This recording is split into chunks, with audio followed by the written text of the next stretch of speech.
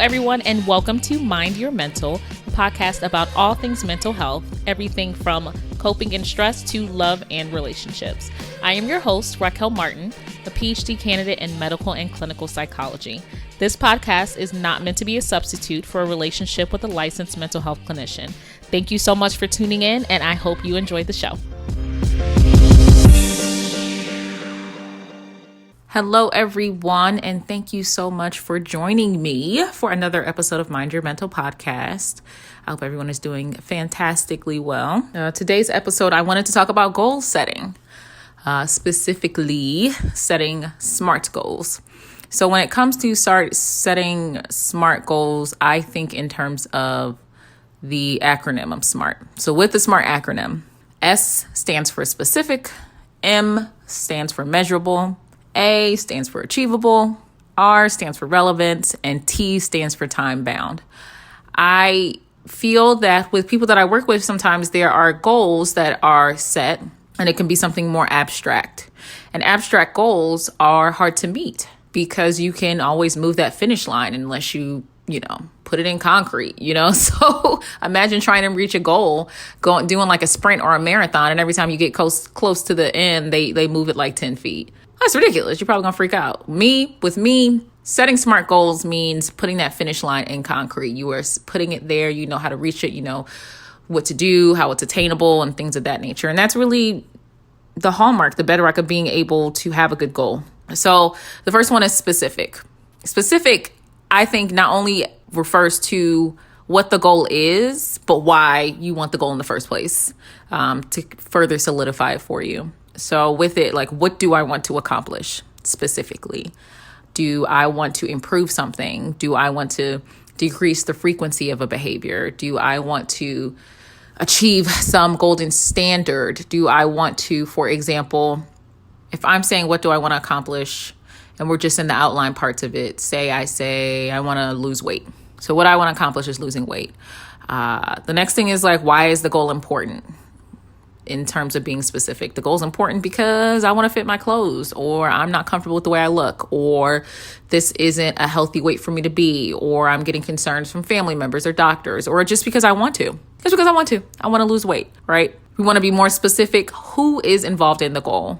So when it comes to something such as an individual goal, we also need to think about the support system and the individuals around us who can be to the benefit or the detriment of this goal. For example, I'm trying to lose weight, and let's say at work every day, this is back in olden days before COVID, every day it's someone's birthday.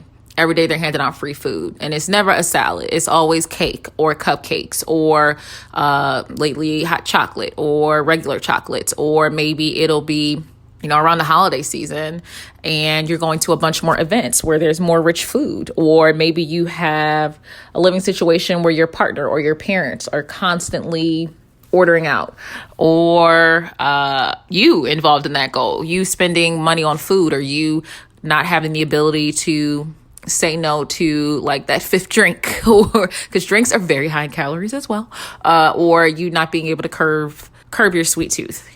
There's no more than just you involved in a goal most of the time. It's not just you, it's also your support system and the people who surround yourself with that could be harmful to the goal, or who could also strengthen that goal. If you have someone who's like, oh, I want to lose some weight too, let's do it. That can be another support system. Like, where can the goal be located? And when I think about like, where can it be located, this is more so for other goals. I can't think of it specifically for losing weight. But say your goal is specifically like, I want to move away. I want to relocate. Where do you want to relocate? The East Coast. Where on the East Coast? That's a big coast. And like, which resources have to do with this goal? Do you have resources that have to deal with this goal? Do you have limitations that have to deal with this goal, specifically with losing weight? Are you limited in, say you live in a household and you don't buy the groceries and you don't have a job right now, so you're limited to what's in the house. It's a pandemic and we do not have access to gyms in most areas. Can you use like one of the free apps on your phone? What are some additional resources, like for a partner? Like, which resources specifically can help you with this goal? Can someone else help you? Do you have someone you can communicate with to check in as an accountability partner? Those are all ways to make those goals way more specific. It's not just about what I want to do. It's not just about the specific, the aspect of the goal. It's what do I want to accomplish? Why is it important? Who's going to help or hurt me? Which resources are going to contribute to it? Which resources are going to make it more difficult for me? Those are all way more specific than just the original goal of, okay, I'm trying to lose some weight, right? Like you have to make it more tangible for yourself. So it's more likely that you'll be able to reach it. Help yourself out a little bit. When it comes to the M is for measurable goals. And how am I going to know if I achieve my goal if I don't have a standard of measurement, right? How am I going to know if I lost weight if I don't have clothes to compare to, or if I'm not weighing myself, or if I'm not weighing my measurements or anything like that? How? So if I'm making a measurable goal and I'm saying I want to lose weight, how much weight do I want to lose? Does it have to be measured by specifically pounds or kilograms? How many inches do I want to lose? Where? How much body fat do I want to lose? Where? How am I going to measure this? How often am I going to measure this? When to say when? How will I know when the goal is accomplished? So it's different in saying I want to lose weight than I want to lose weight because it's better for my health. And I think the support system of my family can help me. And I will be sure to make a food budget and set my grocery list before I walk into the store so I don't get any additional snacks. And this goal will be met when I lose 10 pounds and or 3 inches from my waist, whichever one comes sooner.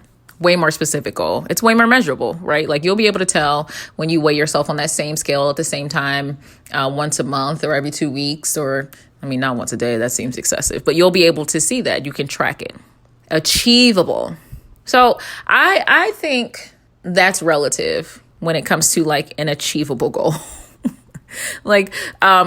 I think when it comes to being achievable, you have to be mindful of how much time you want to set. If we're talking about how realistic is this goal based on other constraints, basically, like how realistic is the goal to lose 20 pounds in 1 week? It's not happening. Maybe surgery or something like that. But if you're not doing surgery, how realistic is the goal? So you've been very specific about the goal. I want to lose weight for my health. I'm going to have a support system. I want to lose, the measurable aspect of it is 20 pounds. The achievable portion of it, like the attainable aspect of it, is 20 pounds in 1 week. So we got the S and the M of this SMART goal, but we don't have the A. This isn't achievable. This isn't realistic. You're not about to lose 20 pounds in 1 week. So be mindful of that. Be mindful of the constraints you have. One, I've always read that it's not healthy to lose more from 1 to 2 pounds a week, if anything, or have more than a 500 calorie deficit in the first place. I digress. But 2, how am I going to accomplish this goal? How do you make sure with the achievableness of the achievability of it, make sure that you're not overlooking other opportunities that can help you. Make sure that you're being realistic with it. Like these are actual achievable goals. Don't set yourself up for failure. You're just going to make yourself feel worse when you don't reach that goal. And and if it's not attainable, what are you really doing besides providing another opportunity for frustration? So make sure it's within specific guidelines. Make sure it's reasonable, like a reasonable amount of time. And make sure you set that time frame in the first place. How do you know if the goal is attainable within a certain amount of time if you don't set an amount of time? Why don't you research other opportunities and previous experiences too? Like with weight loss. If you are someone who has tried to lose weight before and you were able to lose weight within a certain amount of span of time, set it according to that barometer. Well, last time I was only able to lose 4 pounds a month. So that'll be my goal, 4 pounds a month. Or it'll be 3 pounds a month, or it won't be more than 4 because working hard, I haven't been able to lose more than that. Make sure that that's actually a possibility. And nothing helps with that but research. Looking at the attainability of goals can definitely help through research. So we got the S for specific. We got the M for measurable. We have the A for, some people say achievable, some people say attainable, whichever one, making sure you can actually accomplish it. And we have the R. So the R stands for an aspect of a relevant goal. Now, if I'm setting a goal, I'm going to set something that means something to me, that's important to me. I speak a lot about values, something that goes with my values. If I value health, to a certain extent. And I realize that my weight is detrimental to my health because I'm now at risk for high blood pressure, or I have more abdominal fat, which is there's always a concern when there's more fat covering your vital organs, which is abdominal fat. That is against one of the values that I hold dear. So that's also going to be a driving force behind that goal. So make sure it's relevant. Make sure that it's something that can possibly, it may be helpful to align it with other goals. Like if your goal is to walk more, or be more active, that also goes in with your goal to lose weight. Is this the right time to try to work on this goal? Do you feel like this is something that you can honestly contribute all your time and energy to right now? Is it relevant to the place that you are at in your life right now? Is it possible for me to do this right now? Do I need to delay it? It's not only is it relevant to your values as a whole, but it also has to be relevant to where you are in life right now. Given, the pandemic, given the socioeconomic climate, given your mental well-being, does it make sense to make it a primary goal to dedicate yourself to something that may take you out of a space where you don't have the mental bandwidth to do it right now? Is it relevant to your life? And finally, the T is time bound. This, I think, always helps me to make sure that I'm not missing out on a goal. Like I like to have to know when I've achieved something. So when it comes to, it's the same aspect of measurability. Like how will I know if I met it? It's the same aspect of being specific. What do I want to accomplish? Why is it important? Who's going to help me? Who's might hurt me? What are the resources I have? When can I do this? When am I going to check in with myself? If I'm trying to lose weight, when am I going to measure myself for losing weight? When do I want the target date to be? So that you have a deadline to focus on. You'll have something that you can work towards. You'll have a calendar that you can cross off the days in. It helps to make sure that you are not losing sight of how much time you have to accomplish it, right? Like you keep your eye on the prize. If you have 6 months to do something and you set a timeline and you set your calendar and stuff like that, and you have goals that you need to achieve weekly, if you achieve that goal on Tuesday for the week, there's no need to freak out about the goal for the rest of the week, right? You gave yourself, it's Sunday, you gave yourself until next Sunday to complete it. You did it on Tuesday. You can relax. Thinking about not only when is the date that I want to meet this goal, but what can I do over time? If I have a goal of something that I want to meet in 3 months, what can I do to contribute to that? If I want to lose, 10 pounds in 3 months, what does that mean weekly? Does that mean that we make our breakfast, lunch, and dinner Monday through, Saturday through Friday, and I understand I get one indulgent meal that I get to order out?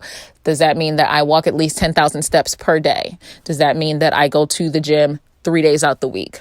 Look at your long-term goal and then come in and add the short-term goals over time as well. What can I do tomorrow? What can I do at the end of this week? What can I do 2 weeks from now? And that's honestly, that's what I feel like contributes to being able to set better goals. That's just all I wanted to leave you with today. Set a SMART goal. If you have something you want to achieve, be specific about it. Make sure we have tangible options for it. If we're thinking about goals, think, is this goal SMART? Okay. S is for specific. M is for measurable. A is for attainable. R is for relevant, realistic. And T is for time bound. You come up with the goal if you want to be specific, knock off the SMART aspect of it. Get your checkboard, get your notepad. And it doesn't have to be a physical notepad. You can get a note app. Put the goal at the top, then check off each box. Write a sentence next to the S, the M, the A, the R, and the T. That's it. Well, thanks y'all for tuning in. Follow me on Instagram if you're so inclined. If not, you don't have to. And at Raquel Martin, PhD. And you have a good day, night, evening, life. You have a good life. And remember to be kind to yourself. Hey, are you still there?